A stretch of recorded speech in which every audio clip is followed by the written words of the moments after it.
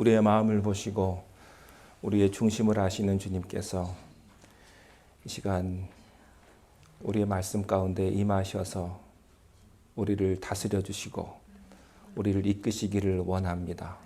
겸손히 주의 말씀 앞에 우리가 머리를 숙이게 하시고 전하는 자나 듣는 자가 함께 한 마음으로 은혜 받는 복된 시간으로 인도하여 주시옵소서. 예수님 이름으로 기도하옵나이다. 아멘.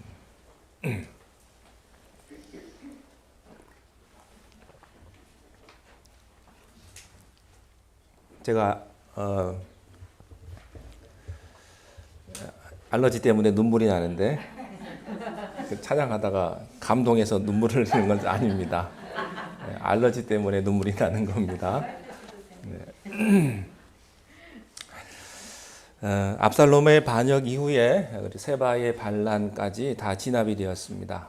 지금까지 우리가 사무엘상, 사무엘하를 보면은 이 시간들이 역사 순으로, 시간 순으로 이렇게 기록이 되었는데 오늘 본문은 그렇지가 않습니다. 오늘 본문 21장부터 24장까지는 시간적인 순서가 아니고 다윗 왕 통치 초기에 일어났던 사건들을 간간히 소개하는 그런 내용들입니다. 아마도 영적인 의미가 있기 때문에 이렇게 기록이 되었던 것 같습니다. 오늘 본문의 기본 사건이 바로 대표적인 예입니다. 1절을 한번 보시기 바랍니다. 1절 시작. 다윗의 시대에 해를 거듭하여 3년 기근이 있으므로 다윗이 여호와 앞에 간구하매 여호와께서 이르시되 이는 사울과 피를 흘린 그의 집으로 말미암음이니 그가 기브온 사람을 죽였음이니라 하시니라. 당시 이스라엘은 농경사회고 또 목축업이 주력이 되는 그런 사회였습니다. 그러므로 3년 동안에 가뭄이 들었다고 하는 것은 나라 전체가 무너질 수도 있는 큰 재앙이었습니다. 다윗이 이제 처음 왕이 됐는데 집권 초기에 이렇게 가뭄이 드니까 굉장히 당혹했을 것입니다. 다윗은 이런 위기가 올 때마다 하나님 앞에 나아가서 간절히 기도했습니다. 여기 1절 말씀에 보면 다윗이 여호와 앞에 간구했다. 이 말은요, 그냥 집에서 대충 기도했다는 그런 말씀이 아니고 언약궤가 있는 하나님의 장막, 하나님의 성소가 있는 곳으로 가서 기도하면서 이 기근의 원인을 찾아보고자 했다는 것입니다. 여러분, 기도는 어디서나 할 수 있습니다. 여러분 어느 곳에서 하셔도 하나님은 들으십니다. 그러나 특별히 마음이 간절하면 하나님의 집을 찾게 되어 있습니다. 하나님의 성소에 가서 참 마음을 모으고 하나님 앞에 간절히 기도해야 되는 때가 있다고 하는 사실입니다. 하나님의 나라, 하나님의 백성에게 일어나는 눈에 보이는 재앙 뒤에는 반드시 눈에 보이지 않는 영적인 원인이 있어요. 이것을 기도하는 사람에게 하나님이 보여주십니다. 하나님께서 다윗에게 그 영적 원인이 무엇인가를 가르쳐 주십니다. 그것은 뭐냐면 사울과 피를 흘린 그 집으로 말미암았다. 원인입니다. 그가 기브온 사람을 죽였습니다. 이 재앙의 씨앗을 뿌린 사람은 다윗 왕 이전 왕인 사울 왕이라는 겁니다. 그가 기브온 사람들의 피를 흘렸다. 근데 지금 다윗 왕이 기도하고 있는 여호와의 성소가 바로 그 기브온의 땅입니다. 이게 참 희한하죠? 그래서 우리가 먼저 기브온 사람들은 어떤 사람들이냐, 그 얘기를 좀 우리가 알아야 될 것 같습니다. 2절을 한번 보시기 바랍니다. 2절 시작. 기브온 사람은 이스라엘 족속이 아니요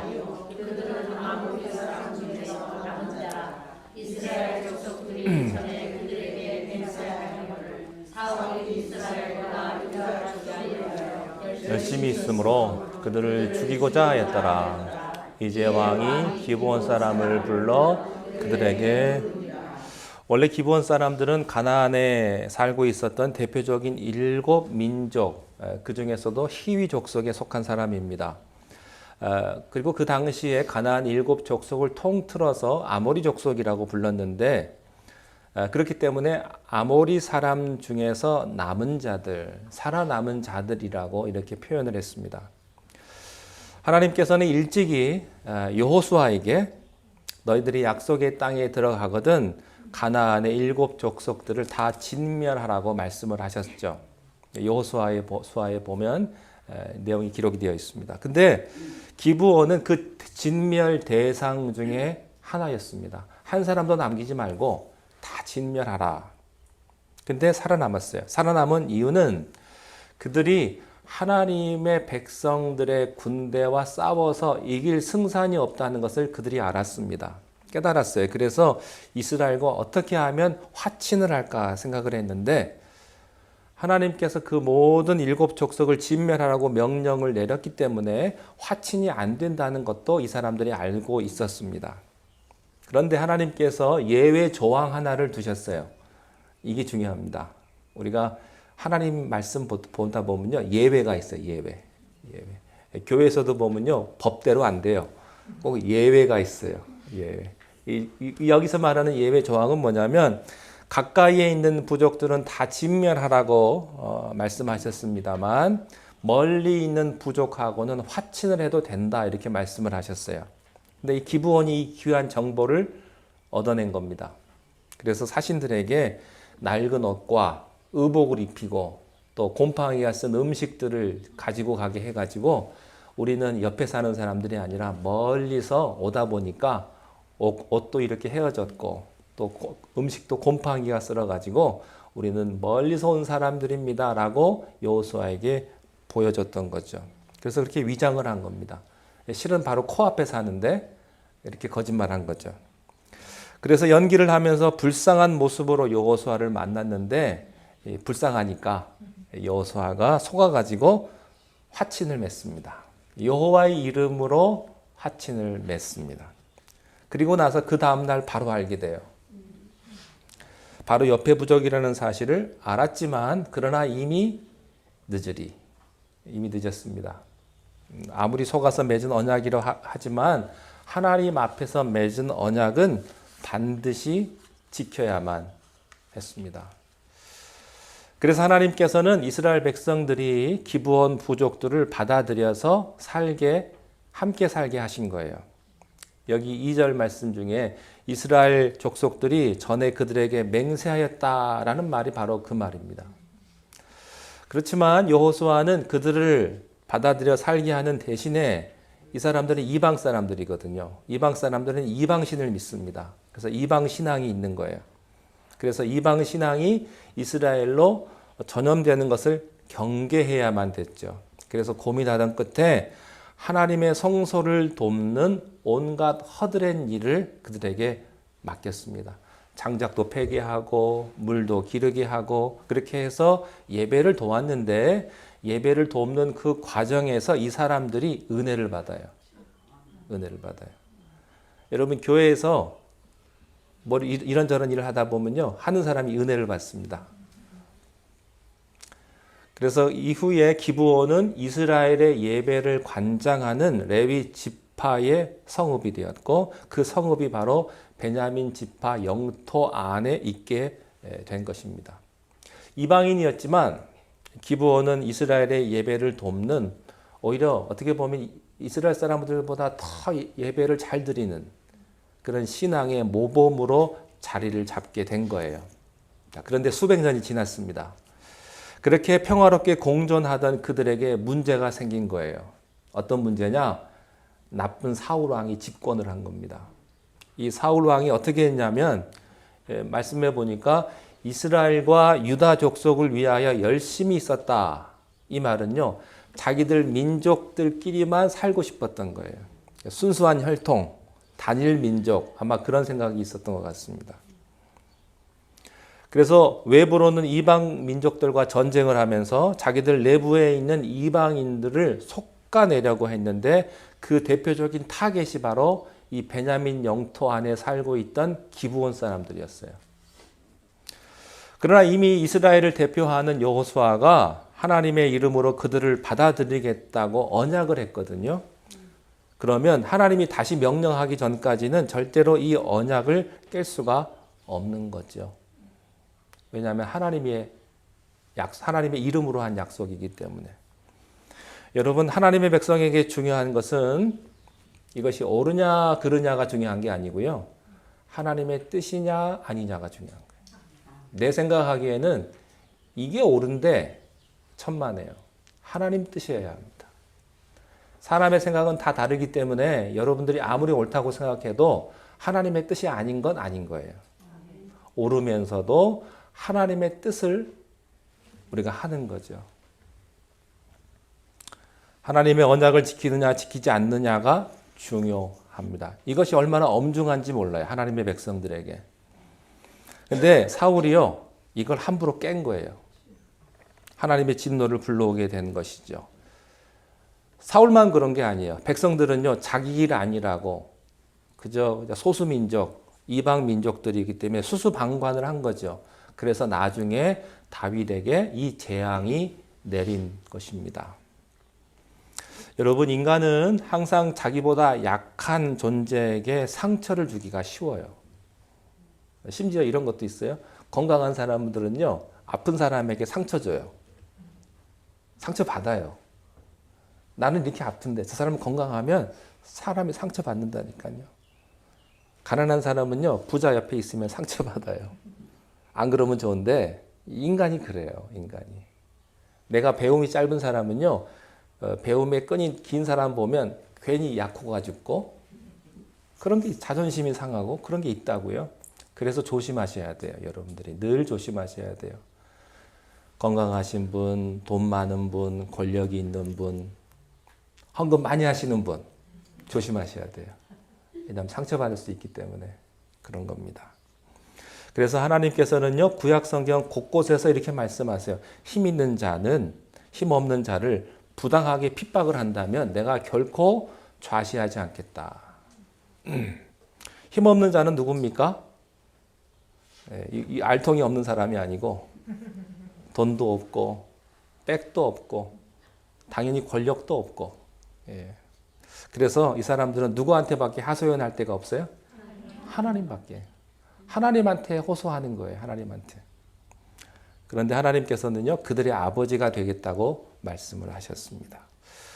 그래서 성경 말씀에 보면 고아와 과부를 핍박하지 말아라. 고아와 과부를 돌보는 것이 진정한 믿음이다. 그런 거예요. 나그네들을 핍박하지 말아라. 남편들은 아내의 눈에 눈물을 흘리게 하지 말고, 부모는 자녀를 노엽게 하지 말고, 가진 자는 없는 자를 무시하지 말라. 사람이 은근 무시해요. 은근 무시합니다. 내가 조금만 좀 알면, 조금만 가진 게 많으면요, 무시한다고요. 근데 사울 왕이 힘을 가졌다고 하나님의 이 말씀을 생각하지 못한 겁니다. 왕이란 자리가 그런가 봐요. 자리가 사람을 만들기도 하지만 자리가 사람을 변하게도 만들어요. 권력이든 돈이든 그걸 가진 사람은요, 그걸 함부로 휘두르려고 해요. 그런데 그 힘은 선을 행하라고 주신 것이지 누굴 죽이라고 주신 것이 아니에요. 근데 사울이 그 선을 넘었어요. 5절 한번 보십시오. 5절. 5절 읽겠습니다. 5절 시작. 그들이 왕께 아뢰되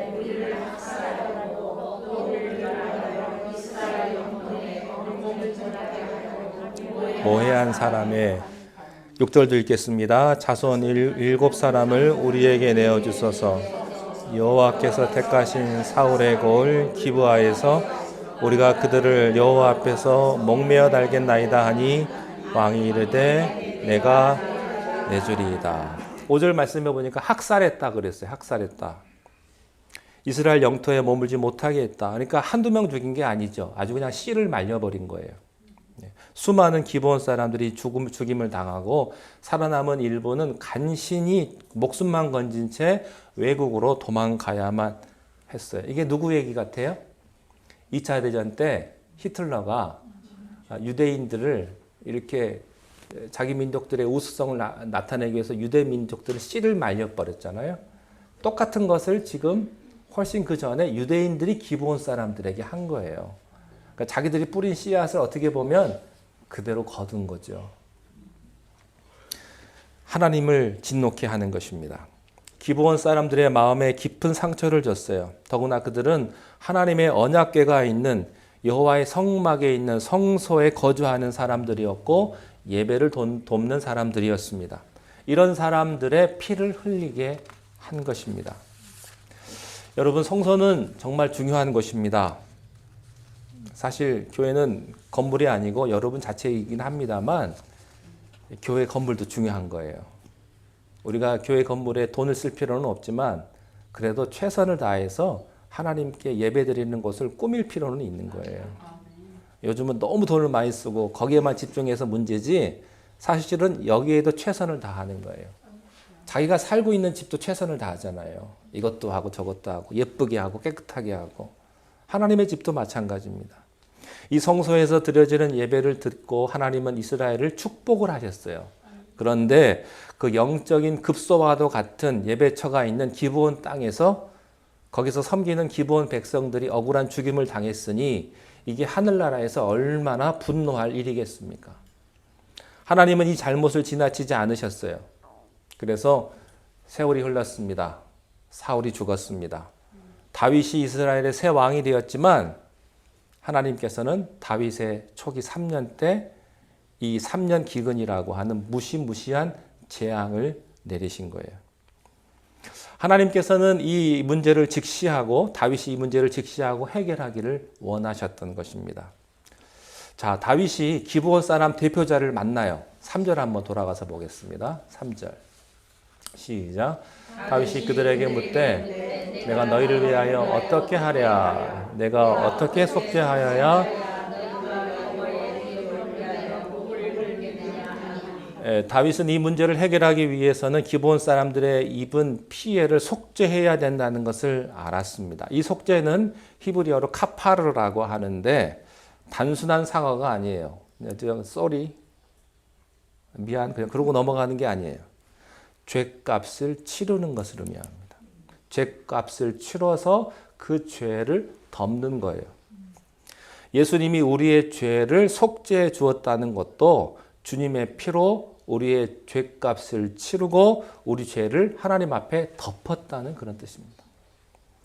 기브온과 화해하기 위해서는요, 속죄가 필요해요.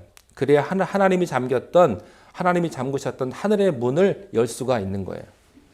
하나님의 공동체에서는 약자라고 해서 이유 없이 상처와 분노와 피해를 받고 있는 이 상태에서는 결코 하나님이 공동체 안에서는 평안할 수 없다는 것을 알 수가 있는 것이죠. 누군가가 이 죄를 지었다면 반드시 죄값을 치루어야만 되는 겁니다. 이 문제를 하나님의 방법으로 해결하지 않고서는 나라 전체가 망할 수도 있는 것입니다. 그래서 하나님은 이 기근의 원인이 전임 사울 왕의 학살 때문임을 알려주시는 거죠. 그래서 다윗은 기브온 사람들을 불러놓고 속죄를 어떻게 할 것인가 그 방법에 대한 것을 이제 물었어요. 4절로 넘어가겠습니다. 4절 시작. 기브온 사람들이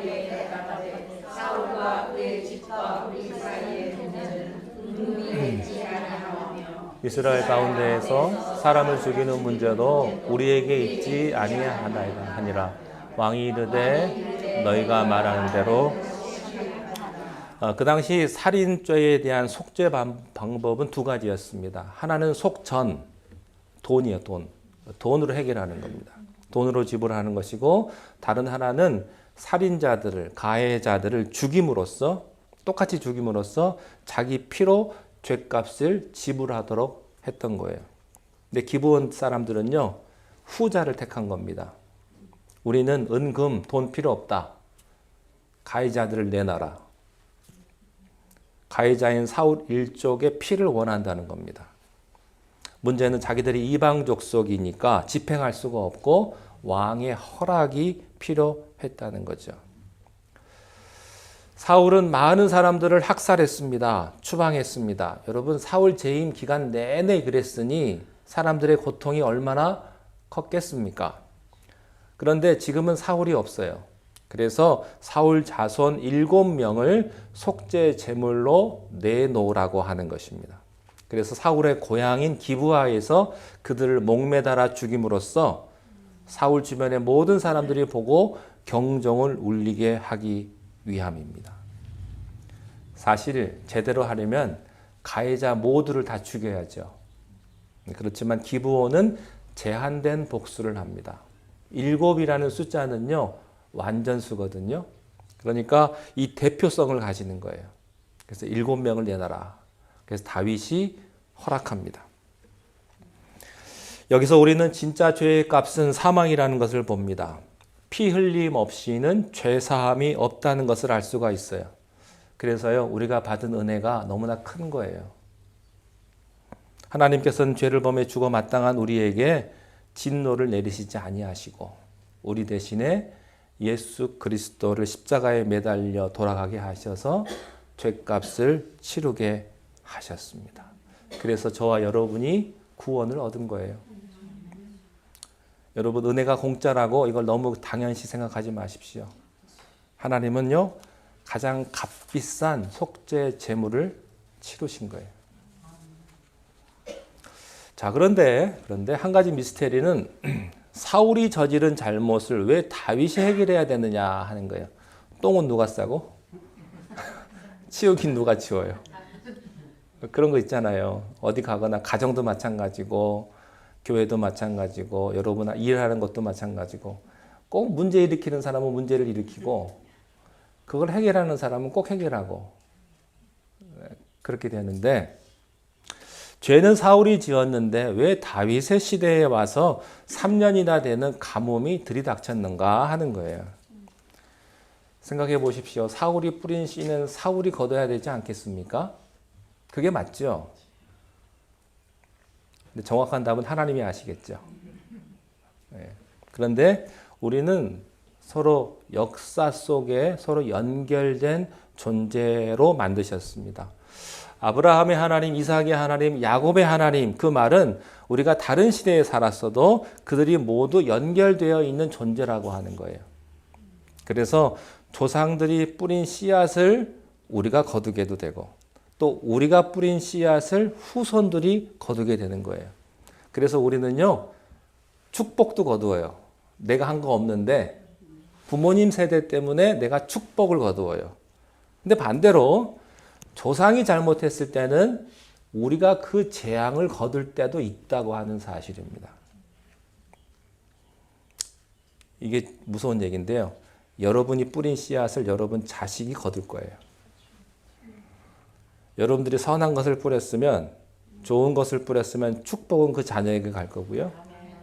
여러분이 악한 일을 하고 못된 것을 했으면 그 악한 재앙이 여러분 자손에게도 갈 수 있다는 거예요. 왜냐하면 연결되어 있기 때문에. 그래서 지금 여러분의 자녀가 교회도 안 나오고 말도 안 듣고 그래도 여러분들이 어떻게 하느냐에 따라서 여러분의 자녀가 축복을 받을 수도 있고 못 받을 수도 있다는 사실이에요. 그런데 우리는 축복을 거둘 때는 우리가 잘나서 그런 줄 알아요. 당연히. 근데 재앙을 거둘 때만 조상 탓을 합니다. 예. 그런데 공정하게 생각을 해야죠. 사실은 좋은 것도 받고 나쁜 것도. 제가 이제 교회 처음 와가지고 교회에 너무 손볼 때가 많잖아요. 10년 동안 계속 일만 했던 것 같아요. 조금 계속. 한편으로는 아유, 전임자가 좀 깨끗하게 교회 건물 하나 짓고 가지 그런 생각도 하고, 또 한편으로는 그런 생각해요. 야, 내가 좀 잘해놓고 가면 내 후임자가 좋겠구나 그런 생각도 들고 그렇습니다. 중요한 건요, 우리에게 주어진 사명을 잘 감당하면 되는 겁니다. 다윗이 그랬어요. 다윗이 이미 이만큼 나와가지고 우이씨 내가 하지도 않은데 왜 이걸 나한테 내가 그런 것도 아닌데 왜 이 똥을 내가 치워야 되나 불평하지 않았어요. 불만하지 않았다는 거예요. 지금은 자기가 왕이기 때문에 하나님이 이때 해결하라고 자기를 세웠음을 그가 알았습니다. 이것이 자기가 감당해야 될 왕관의 무게임을 그가 알았던 거죠. 우리도요, 전임자 탓하면 안 돼요. 예, 남 탓하면 안 돼요. 누가 이랬어? 탓하면 안 돼요. 그래서 불평불만하시면 안 돼요. 지금 여러분을 그 자리에 올려놓으셨다면 그건 여러분 책임이에요. 또 어떻게 보면 다윗이니까, 다윗이라서 하나님이 맡기셨는지도 몰라요. 다윗이 해결할 수 있거든요. 사울은 그거 절대 해결 못해요. 다윗이기 때문에 해결할 수 있는 거예요. 로마서에 보면 첫 번째 아담이 저지른 그러한 죄를 두 번째 아담인 예수께서 오셔서 십자가로 해결을 하셨죠. 하나님을 거역한 사울이 저지른 죄는 하나님의 사람 다윗만이 해결할 수 있는 거예요. 그래서 하나님께서 다윗에게 맡기셨어요. 여러분, 하나님께서 여러분들에게 무슨 문제를 맡기셨을 때 하나님이 여러분 미워가지고 맡기신 게 아니고 여러분을 믿기 때문에, 여러분이 해결하는 것을 알기 때문에 믿고 맡기신 거예요. 할 수 있어요. 아무리 힘들어도 여러분 할 수 있어요. 감당할 시험 밖에는 아무것도 주지 않는다고 말씀하셨잖아요. 여러분 감당할 수 있기 때문에 주신 거예요. 또 한 가지 오늘 본문이 우리를 좀 당혹스럽게 하는 것은요, 사울의 죄 때문에 죄 없는 자손이 죽은 것 같잖아요. 부모 죄로 자식을 죽이는 것 같아요. 그런데 구약에 보면 부모 죄로 자식을 죽이지 않는다고 했거든요. 근데 오늘 본문은 좀 아닌 것 같아요. 사울의 자손들이 죽었잖아요. 어떻게 해석을 해야 될까요? 1절에 보니까 이 기근이 사울과 피를 흘린 그 집으로 말미암았다 이렇게 말씀한 걸로 봐서는요, 그 말은 사울 혼자 그런 게 아니에요. 기브온 사람들을 학살을 할 때 사울 혼자 그런 게 아니고 사울의 가족들과 사울의 자손들도 같이 했다는 것을 알 수가 있습니다. 마치 히틀러가 유대인들을 학살할 때 그 친척인 히물러가 더 앞장서 가지고 유대인을 학살했던 것과 같은 것이지요. 그러므로 이들은 아버지 죄 때문에 무고하게 죽는 사람들이 아니라 같이 기브온 학살에 동참했던 가해자들이었다고 하는 사실입니다. 그 가해자 중에서도 7명만 대표해서 처단을 한 것입니다. 다윗은 이스라엘의 최고 권력자입니다. 기브온 사람들은 힘없는 이방 소수 민족이에요. 그렇지만 하나님은 다윗에게 그들의 억울한 사연을 들어주라고 하셨습니다. 그리고 제한된 복수를 받아들였어요. 이것은 피 흘림이 있어야 죄 사함이 있다고 하는 성경의 원칙입니다. 자, 마칠 때가 된 것 같습니다. 오늘 본문에서 우리가 꼭 배워야 될 영적인 포인트가 있습니다. 그것은 하늘의 축복을 막는 영적인 걸림돌을 치워야 한다는 거예요. 자, 마지막 14절로 넘어가겠습니다. 14절 시작. 사울과 그의 아들 요나단의 뼈와 함께 베냐민 땅 셀라에서 그의 아버지 기스의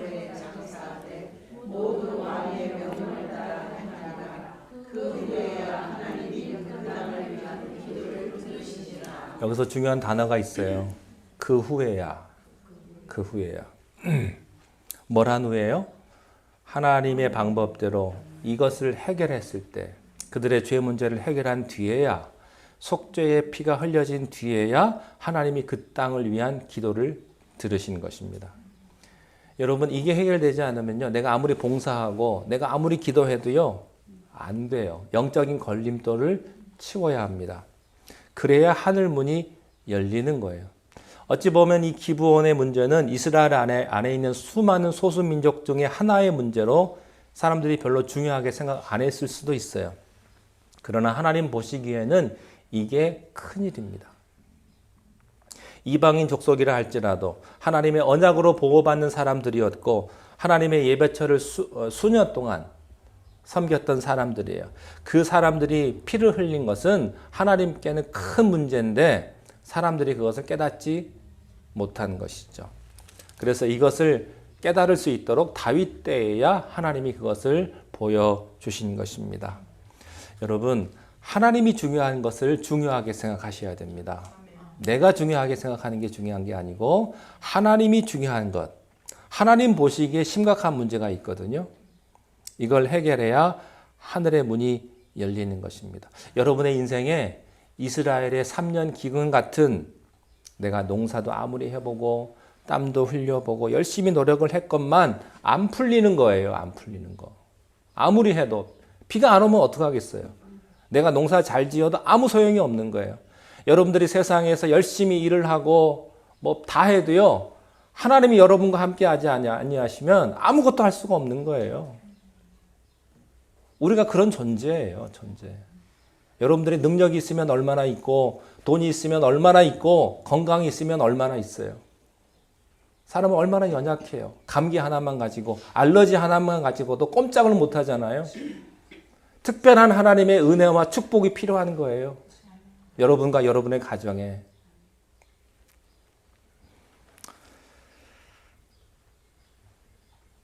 구절에 보니까 사울의 7 자손들을 여호와 앞에 목매어 달았을 때가 곡식 빼는 첫날 보리를 베기 시작한 때라고 얘기를 했습니다. 이것은 추수할 때예요. 3년 기근이 들었는데 추수 때 거둘 게 뭐가 있겠어요? 오히려 그 마음들은 힘들겠죠. 추수 때인데 거둘 게 없으니까. 그런데 이때 속죄의 피를 흘리고 나니까 그때부터 하늘의 문이 열리고 비가 내리기 시작을 합니다. 여러분의 인생에 있어서 혹시 기브온 같은 그런 문제가 있습니까? 오늘 여러분 하나님이 알려줄 수 있게 되시기를 바랍니다. 대수롭지 않게 생각했던 것, 좀 찝찝했지만 방치해 두었던 것, 그 문제들이 걸림돌이 되었어요. 그래서 하나님께서 하늘의 문을 닫고 있는 거예요. 이게 얼마나 답답한 일이에요. 이사야 59장 1절 한번 보시겠습니다. 시작. 여호와의 손이 짧아 구원하지 못하심도 아니요 귀가 둔하여 듣지 못하심도 2절. 오직 너희 죄악이 너희와 너희 하나님 사이를 갈라놓았고 너희 죄가 그의 얼굴을 가리어서 너희에게서 듣지 않으시게. 3절입니다. 이는 너희 손이 피해 너희 손가락이 죄악에 더러워졌으며 너희 입술은 거짓을 말하며 너희 혀는 악독을 내므니라. 여러분의 자녀가 쓰레기가 가득 찬 컵을 들고 와가지고 물 달라고 하면 거기에 물 부어줄 부모가 누가 있어요?